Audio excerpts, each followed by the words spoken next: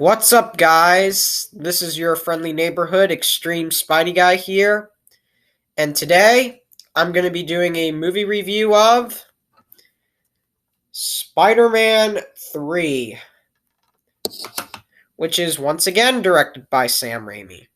So, how is this movie made? Well, development of Spider-Man 3 began immediately after the successful release of Spider-Man 2 for a 2007 release. During pre-production, Raimi originally wanted two villains, Harry Osborn and Sandman. At the demand of producer Avi Arad, he added Venom to the list. And the producers also requested the addition of Gwen Stacy. Principal photography for the film began in January 2006 and took place in Los Angeles and Cleveland before moving to New York City from May until July 2006. Additional pickup shots were made after August, and the film wrapped in October 2006.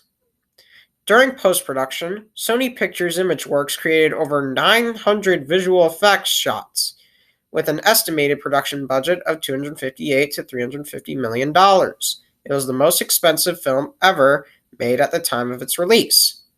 Spider-Man 3 premiered on April 16, 2007 in Tokyo and was released in the US in both conventional and IMAX theaters on May 4, 2007. The film grossed $895 million worldwide, making it the highest-grossing film of the trilogy, the third highest-grossing film of 2007, and was the highest-grossing Spider-Man film until it was suppressed by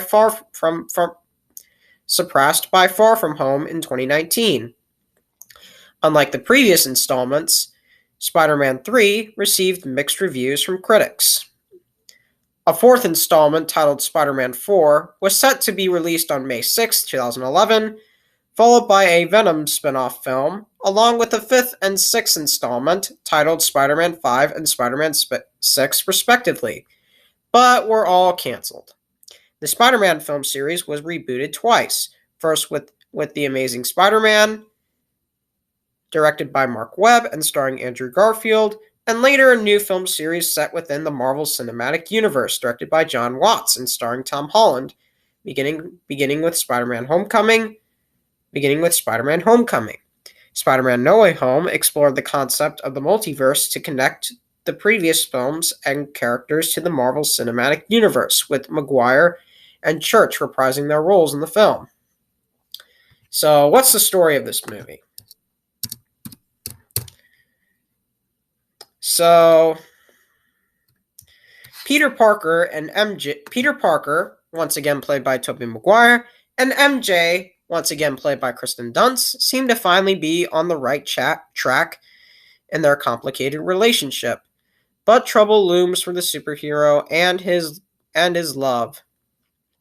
Peter's Spider-Man suit turns black and takes control of him, not only giving Peter enhanced power, but also bringing him out the dark side of his personality. Peter must overcome the suit's influence as two supervillains, Sandman and Venom, rise up to destroy him and all those he holds dear. So, what do I think of this movie? It is my least favorite of the Sam Raimi Spider-Man trilogy, and my second least favorite behind the god-awful Amazing Spider-Man 2. But this movie is still an awesome, underrated sequel, and I really enjoy this movie as a guilty pleasure.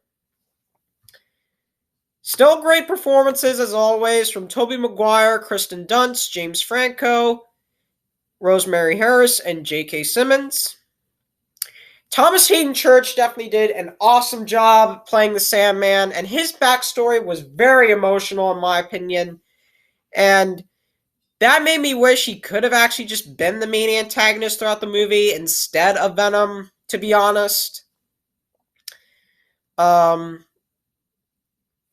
symbiote Spider-Man suit definitely looks awesome, except there is only one battle with him, and that would have to be the battle with Sandman, which the battles are definitely awesome as well. The battle with Peter Peter fighting Harry Osborn is very awesome as well. And the final battle was decent, I would say. And the battles with Sandman were definitely awesome as well. And the symbiote Spider-Man suit definitely looked nice as well. And Tobey Maguire, James Franco, and Kristen Dunst still have awesome chemistry as well. And I did like the Bully Maguire dance as well. And I wish we could have at least gotten a Spider-Man 4, but at least I didn't mind the first Amazing Spider-Man though. So that's all for what I liked about the film, and now what I didn't like about the film. Okay, now on to the bad qualities. And number one bad quality would have to be Venom. Yes. Yes. This portrayal of Venom was like very disappointing in my opinion.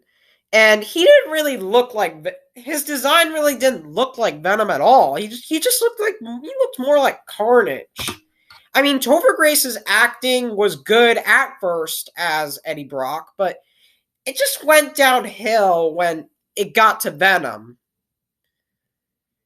And easily the church scene could have been the ending scene setting up the fourth movie. I mean, that way we would have gotten to Spider-Man 4. And another bad quality I have. Definitely the symbiote Spider-Man suit was definitely underused. Well, it looks nice, but it was definitely underused because there was only one battle with it. And it was with the Sandman, and it was definitely felt underused. But there's still shots of the symbiote Spider-Man suit, but it's still underused in my opinion. And also, Gwen Stacy did not need to be in this movie as well. Now, and despite all three of those bad qualities, I still enjoy Spider-Man 3 as a guilty pleasure for what it is, and I'd take it any day than the god-awful Amazing Spider-Man 2. So anyways, here's how I'm going to rate Spider-Man 3. I am going to give Spider-Man 3 a 9.5 out of 10. So tell me your thoughts on Spider-Man 3. Did you love it? Did you hate it? Do you think it's okay? Do you think it's underrated? Do you think it's overhated? Just let me know in the comments below. And coming up next is going to be the review on The Amazing Spider-Man. So, that's all for this video. Like and subscribe, and with great power comes great responsibility.